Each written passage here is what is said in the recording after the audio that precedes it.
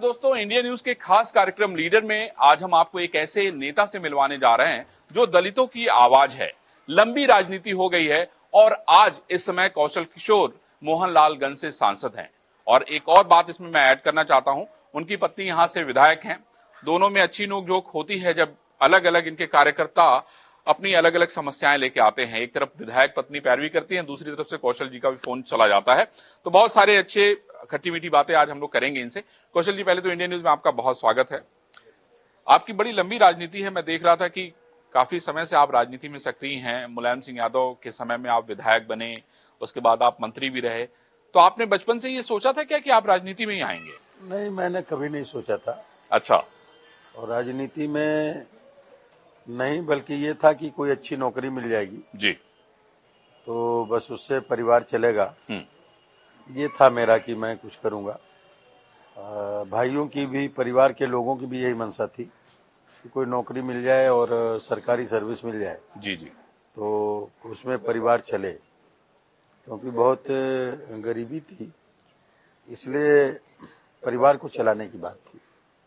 लेकिन वो तमाम कुछ करने के बाद भी जो है मेरा सिलेक्शन कहीं नहीं हो पाया। कई बार कहीं ट्राई किया मैंने, तब भी नहीं। फिर वो मेरा मन तमाम चीज़ों में नहीं लग रहा था जी। एक बार मेरा प्राइवेट पायलट लाइसेंस पीपीएल में मेरा सिलेक्शन भी हुआ रिटर्न में जी। लेकिन इंटरव्यू में कुछ पूछा भी नहीं, नाम पता पूछ के अच्छा। ऐसे छोड़ दिया। फिर सिलेक्शन नहीं हुआ तो फिर लौट के मैंने सोचा अब इससे ज़्यादा और कुछ नहीं हो सकता। तो फिर मैंने सोचा कि चलिए, अब वो बातें अच्छी लगती थी। सीपीआई में हमारे यहाँ गांव के कुछ लोग थे कम्युनिस्ट पार्टी में। जी। कौन से सन की बात है कौशल जी? ये होगी 1982 वगैरह की। तो उसके गांव में कुछ लोग पार्टी में जुड़े हुए थे जी। धीरे धीरे। तो नारे लगाते थे, वो यहाँ मीटिंग करते थे, जब तक भूखा इंसान रहेगा धरती पर तूफान रहेगा, जो जमीन को जोते हुए वो जमीन का मालिक होवे, धन दर और धरती बट के रहेगी, भूखी जनता चुप न रहेगी। तो गरीबी थी, इसलिए मुझे वो नारे भी अच्छे लगे। और आप उसको जोड़ के, उस नारों से अपने आप को जोड़ के देखने लगे? हाँ, उनको जोड़ के देखना शुरू किया जी। और फिर मैं कम्युनिस्ट पार्टी में शामिल हो गया। धीरे धीरे मैं फिर उसमें चुनाव भी लड़ने लगा। मेरी इच्छा जागृत हुई कि मुझे चुनाव लड़ना चाहिए और इसलिए मैंने एमएलए से ही चुनाव शुरू किया जी। तो पहले चरण में ही मुझको बहुत कम वोट मिले थे, 18 वोट कम 2000 वोट मिले थे। अच्छा। हाँ, तो मैंने लोगों से बोला कि जितने लोग हमको वोट दिए उनका विधायक मैं हूँ। क्या बात है। इसलिए आप जिन लोगों ने मुझे वोट दिया है वो किसी और नेता के पास हाथ जोड़ने नहीं जाएंगे, गिड़गिड़ाने नहीं जाएंगे। उनके काम की जिम्मेदारी मेरी है। बहुत बढ़िया। तो वो सब मुझसे जो वोट दिए मिलते रहे। काम मेरे से होना नहीं था, इसलिए कि ना तो मेरी कोई पहचान थी, ना मेरा कोई वो था। तो काम का एक ही तरीका था, धरना और प्रदर्शन। तो फिर मैं उनके कामों को लेकर धरना और प्रदर्शन शुरू किया। उससे लोगों के काम कराने वाले लोगों की संख्या बढ़ती गई। अच्छा। और फिर दोबारा 1989 में मैं जब चुनाव लड़ा तो मैं तीसरी पोजीशन पे आ गया। बहुत बढ़िया। फिर कम्युनिस्ट पार्टी से लड़ा था? कम्युनिस्ट पार्टी से। ठीक है। फिर मैं 93 में एमएलए का चुनाव हुआ तो मैं 2200 वोट से हार गया, सेकंड पोजीशन पे रहकर कम्युनिस्ट पार्टी से। फिर कई चुनाव, फिर 96 में हार गया, 98 में एमपी का लड़ा और फिर 2002 में उसके पहले 2001 में विवाद हो गया मेरा सीपीआई से।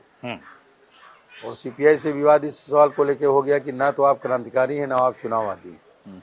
या तो पूरे चुनाव लड़िए, या सही तो बात है, या तो क्रांतिकारी है, या तो क्रांतिकारी। ठीक है। तो इस इशू पे फिर उनसे विवाद हो गया। पार्टी में मैंने नेताओं की घेराबंदी की, बातचीत की। फिर उन्होंने मुझे निकाला, मैंने उनको निकाला। फिर ये नतीजा आया कि मैंने एक अलग पार्टी गठित कर ली, राष्ट्रवादी कम्युनिस्ट पार्टी। अच्छा। और रजिस्ट्रेशन तब तक नहीं हुआ था, लेकिन मैं निर्दलीय चुनाव 2002 में मलिहाबाद मैदान में आप जीता। मतलब कूद गए?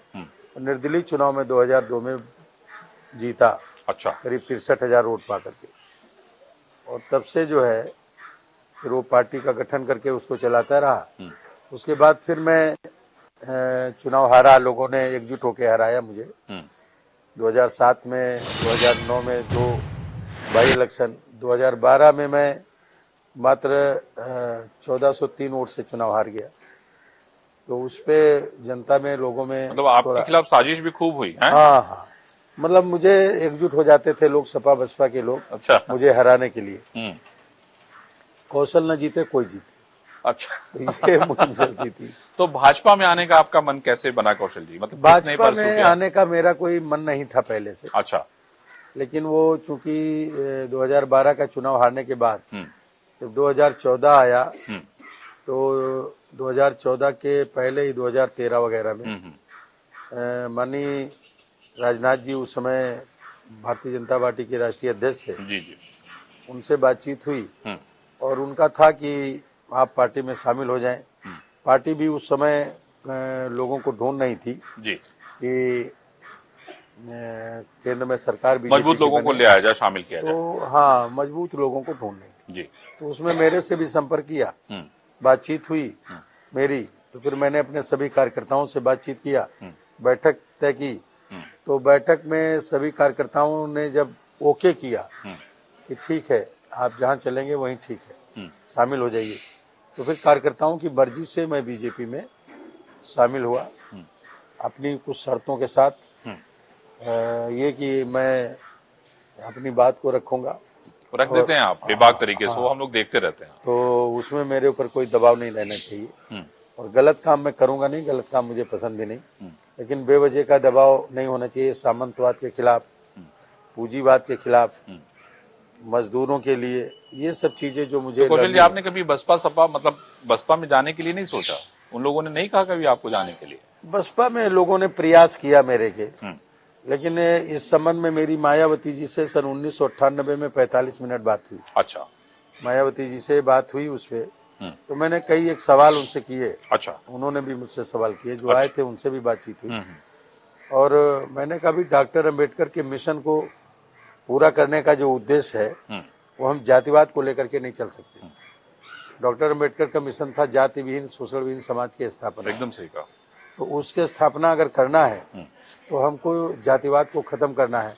अगर हम खुद अलग अलग बिरादरी के सम्मेलन कराएंगे तो फिर हम डॉक्टर अंबेडकर के मिशन का अपमान कर रहे हैं। इसलिए आप अपने को दलितों का लीडर मत घोषित करिए। आप जो है दलितों का ये करने के बजाय आप सर्वमान्य लीडर अपने को घोषित करिए। हम सर्व समाज के लीडर हैं, सभी लोगों की हम बात क्यों नहीं कर सकते? हम एक समाज की ही बात क्यों करें? समस्याएं सबकी एक तरीके की होती हैं, इसलिए राजनीति समस्याओं पे आधारित है, ना कि जाति आधारित, धर्म पे आधारित नहीं है। इसलिए ऐसी बात करनी चाहिए। फिर वो मेरी उनकी इन बात पे बातचीत पट्टी नहीं खाई, और इसलिए मैं भी नहीं गया। जयदेवी जी से आपकी कब मुलाकात हुई? कैसे, मतलब परिवार वालों ने अरेंज करके शादी की या? अब इनकी शादी तो परिवार से ही अरेंज हुई थी पहले। अच्छा, बीच में कौन से साल में? ये 1984 में। 84 में, जब आप संघर्ष कर रहे थे। हाँ। तो इन्होंने कंधे से कंधा मिलाकर आपका साथ दिया है? जी जी, इससे इनकार आप नहीं कर सकते? नहीं, बिल्कुल पूरा दिया है ना? पूरा। अगर शायद ये इस तरह की नहीं होती तो शायद मैं इस पड़ाव तक नहीं पहुंच पाता, इसलिए कि मेरे पास पति पत्नियों के झगड़े बहुत आते हैं। अच्छा, तो बेवजह लड़ते रहते हैं, लेकिन इन्होंने कभी मुझसे पूछा नहीं। इन्होंने अपना उदाहरण दे दिया कि देखिए कौशल जी कहीं भी घूमते रहते हैं, हम देखो पूछते नहीं है, इसीलिए तुम भी छोड़ो, शांति से रहो। हैं? तो वो ये इन्होंने किया। कितनी देर आया, कितनी रात में आया, कभी कभी सुबह 4 बजे पहुंचा मैं, तो बस इन्होंने पूछा नहीं कहाँ थे, क्या थे। तो मैडम आपने मुझे ये बताया, अब मैं, शादी आपकी हो गई तो शुरू में तो नौकरी करना चाहते थे, तो आपके मन में क्या था? आप क्या करवाना चाहती थी इनसे? भाई हर लड़की शादी करके आती है तो उसके मन में भी सपना होता है कि भाई मेरा पति ऐसा हो, ऐसा काम करे जी। तो आप क्या कहती थी? नहीं, ये मेरे दिमाग में कुछ भी नहीं था। अच्छा, कि ये नौकरी करें। हाँ। अब ये है कि मैं अपने परिवार से बहुत, वहीं से राजनीति चलती थी मेरे परिवार में। मेरे पिताजी, ये सोच लो, जब से प्रधानी लड़े, अच्छा, तब से वो 120 साल होके खत्म हुए, तब तक उनके पास प्रधानी रही। तो अब आप सोच लीजिए कि आपसे भी पुराने इनके पिताजी प्रधान और नेता। तो राजनीति तो देखिए कौशल जी खून में है। ये नेता की बेटी है। हाँ, और तो मैं अब आप उनके हाँ, साथ नेतागिरी तो नहीं कर सकते। नहीं, हाँ, तो वो फिर क्या हुआ मैडम? हाँ, तो जैसे मेरे परिवार में होता था हाँ। उसी तरह से हाँ, मैंने कभी इस विषय में, नौकरी के विषय में और कभी किसी के विषय में मैंने इनसे कोई बहस नहीं की। नहीं, लेकिन ये रोज अपना धरना, आंदोलन, झंडा हाँ। लेके घूम रहे हैं, तो आप कहती नहीं थी कि भैया यहाँ आपको भी तो समय देंगे नहीं कि नहीं नहीं देंगे? नहीं नहीं, मैं हम भी इनके ये साथ खुद में जाती लगे थी। रहते थे। अच्छा, आप भी लग जाती हाँ, थी? लगे रहते थे। छोटे छोटे बच्चे थे हाँ। और कुइयां से पानी निकालते थे। छोटे छोटे बच्चे थे तो किसी को घर में, परिवार में बता देते थे हमको वहाँ विधानसभा धरने पे जाना है। यहाँ से जाके और वहाँ रोड पे जाके फिर टेम्पू करते थे, महिलाओं को बैठाल करके फिर विधानसभा ले जाते थे। तो वहाँ जो धरना प्रदर्शन होता था तो वो भी साथ में हम लोग लेकिन इन्होंने करते थे। नेता आपको बहुत देर में बनाया, इसका मतलब आपने काम तो बहुत कर दिया। नहीं, मेरी हैं, एक कौशल जी? नहीं, मेरी एक भाई, मांग इनको थी। नेता तो पहले बनना चाहिए था। नेता तो पहले से है, विधायक बाद में। नहीं, विधायक वही मैंने कहा। आप तो बार बार चुनाव लड़ते रहे, जी, जी। लेकिन मैं तो इनको आपने बाद में लड़वाया। 6 चुनाव हार के मैं जीता। हाँ, ये अरे तो पहला ये ही जीत चुनाव जाती ना लड़ी। भाई, अब तो आप सबकी किस्मत हाँ, की बात थी। देखिए, पहली बार में ये जीत पहली गई, बार में तो आपने ये प्रयोग किया नहीं जी। है? देखिए, देख रही हैं नहीं, आप? मेरी एक शर्त थी क्या इनसे शर्त थी आपकी? कि हम आपके साथ में इतनी मेहनत कर रहे हाँ। हैं, एक बार हमको विधायक जरूर बनना है। एकदम आपने सही शर्त रखी, लेकिन बड़ी देर में रखी आपने। जी जी है? जी, है ना? जी ये शर्त आपको 2002 ही में रख देनी चाहिए थी। जी। और कौशल जी नहीं, देखिए, हम ये अपना कह- धीरे धीरे लड़ते रहे, अपने विधानसभा में और संसद में जाते रहे। आपको इन्होंने धीरे छोड़ दिया कि जो लोग आए उनकी समस्या आप देखिए, जी, जी। है कि नहीं? जी। हाँ। अच्छा, मुझे कौशल जी ये बताइए कि इस बार उम्मीद लग रही थी, आपकी बड़ी राजनीति थी, लंबा कैरियर था, अमित शाह जी भी खुद यहाँ आए थे, और जब अभियान की कई शुरुआत हुई तो उसमें आप प्रमुख तौर पे, नेता के तौर पे थे। अब आज आपकी सरकार का कार्यकाल लगभग जो है, अब आप 2022 में चुनाव में जा रहे हैं। जी। आपको क्या लगता है, कितना बड़ा बदलाव आया, या और भी किस बदलाव की आवश्यकता है? क्योंकि देखिए, बहुत सारी समस्याएं वैसे ही हैं, क्योंकि आप देखिए, बिजली के मुद्दे पे मुझे याद है अच्छी तरह से, जब आपने भ्रष्टाचार का मामला उठाया था तो हम लोगों ने उस खबर को चलाई थी और उस पर कार्रवाई हुई थी। प्रश्न ये उठता है कि आप तो काम विभाग करने के लिए जाने जाते हैं, क्या स्थिति है अभी आपकी सरकार की? ईमानदारी से बताइए। बड़ा परिवर्तन हुआ है जी। और जनता की समस्याएं जो हैं वक्त के हिसाब से बनती रहती हैं और वक्त के हिसाब से वो बदलती भी रहती हैं। ठीक है। कभी डिमांड हम लोग मलिहाबाद में अपने क्षेत्र में करते थे कि 8 घंटे बिजली है, हमको ज्यादा दे दो, 24 घंटे दे दो। तो शहरी क्षेत्र होने के नाते हम यहाँ पे 24 घंटे बिजली की डिमांड करते थे, और ग्रामीण इलाके में और जो था वहाँ पे केवल 8 घंटे बिजली आती। जी जी। आज सरकार ने ये कर दिया कि पूरे देश, जिन गांव में बिजली नहीं थी, हम लोग बड़ा धरना प्रदर्शन करते जी, थे जी। बिजली लग जाए, बहुत उसके लिए संघर्ष करते थे और नहीं लग पाती थी। लेकिन सरकार आ गई मोदी जी की, तो उन्होंने सौभाग्य योजना लागू की और पूरे देश के हर गांव में मुफ्त बिजली कनेक्शन पहुंचा दिया। तो ये जरूरत थी, उसको पकड़ा सरकार ने, उसको पूरा किया। गैस सिलेंडर चूल्हे उज्ज्वला योजना के तहत जरूरत थी लोगों को, कभी सपने में नहीं सोच सकते थे लोग कि लोगों को गैस सिलेंडर चूल्हा मिल जाएगा। और गांव में तो ये था कि एक आध घर में कहीं अगर हुआ तो देखते थे गैस से खाना बना रहे, तो देखने जाते। अरे लेकिन कौशल जी, गैस भरवाने के लिए पैसा जयदेवी जी से मांग रहे हैं, वो कौन देगा? उसकी चिंता आप नहीं कर रहे हैं। ये बात वो जो सही है। 800 रुपया हो गया है, वो सुबह शाम जब जयदेवी जी निकलती हैं अपने क्षेत्र में तो महिलाएं इनसे कहती कि 2 हमारा सिलेंडर भरवा, तो उसका क्या होगा? इसका जवाब कौन देगा? गैस का रेट जो कुछ बढ़ा है जी। थोड़ा बहुत, ये मुझको लगता है कोरोना की वजह से बढ़ा, वरना नहीं बढ़ता शायद, क्योंकि इधर हमारी सरकार ने बड़े काम किए हैं, जैसे कि 80 करोड़ जनता को 30 नवंबर तक के मुफ्त में राशन जी जी। देने का काम किया। लोगों को ग्रामीण क्षेत्र में, मैं आपको बताऊं कि जैसे पेयजल का, पानी का मामला जी। था, अब सरकार ने तय कर लिया कि सन 2024 तक हम सोलर पंप लगा करके घरों तक वो वाटर लाइन बिछा करके और मुफ्त में पानी, यानी पानी हम नल से घरों तक पहुंचा देने का। अब इसमें देखिए, मैं 2 समस्याएं जोड़ना चाहता हूँ। हाँ। बिजली का बिल, आप देखिए, आपके पास बहुत सारे मामले ऐसे आते होंगे जिसमें बिजली का बिल डबल आ गया, ट्रिपल आ गया, रोज उसकी पंचायत आप करती होंगी, और शायद मैं समझता हूँ आप भी करते होंगे। आपको लगता नहीं कि अभी बहुत सारी चीजों में सुधार की आवश्यकता है? देखिए, बहुत जरूरत है बिजली के मामले में। तो जनता जो है, बिजली लोगों को मिलना शुरू हुई, ये ठीक है जी। अच्छी बात है। लेकिन ये जो मीटर आए हुए हैं नए मीटर, जी जी, उसको लेके बहुत शिकायतें हैं जो भाई। नए मीटर आए हैं उनकी रीडिंग ज्यादा है, उसमें चेक मीटर लगाने पड़ते हैं। कहीं कहीं बिजली का बिल 3 गुना 4 गुना ज्यादा जी आता जी, चला जा रहा है। जी। बिजली में कहीं कहीं समस्याएं मुझे मिली है कि मालूम हुआ 1 किलोवाट का कनेक्शन है और अपने आप उन्होंने बढ़ा करके उसको 5 किलोवाट कर 2 दिया। किलोवाट और 5 किलोवाट हाँ, का हाँ, भेज हाँ। करके बिजली का बिल भेज दिया। तो इसकी शिकायत मैंने जो है विद्युत नियामक आयोग में भी किया जी और विद्युत नियामक आयोग ही उसको तय करेगा बिजली का रेट, या उसको 1 किलोवाट का कनेक्शन है उसको आप 2 किलोवाट का बिजली का बिल नहीं भेज सकते। कौशल जी, नियमता बड़ी गलत समस्या ही है। नहीं, ये रोज यही हो रहा है, तो किसके पास इतना वक्त है? आप दिन भर यही खाली समस्याएं सुने या विधायक जी भी यही समस्याएं सुने? आप देखिए ये एक दिन की बात नहीं, रोजमर्रा में ये शामिल हो हाँ, गया। रोजमर्रा में है और इसकी शिकायत मैं माननीय मंत्री जी से भी कई बार बोल चुका हूँ और इसके लिए फिर बोलूंगा, मैं मुख्यमंत्री जी से भी बोलूंगा इस पे कि इस मैटर को बातचीत करके अधिकारियों को लगा करके इस मैटर को खत्म करें, ठीक कराएं।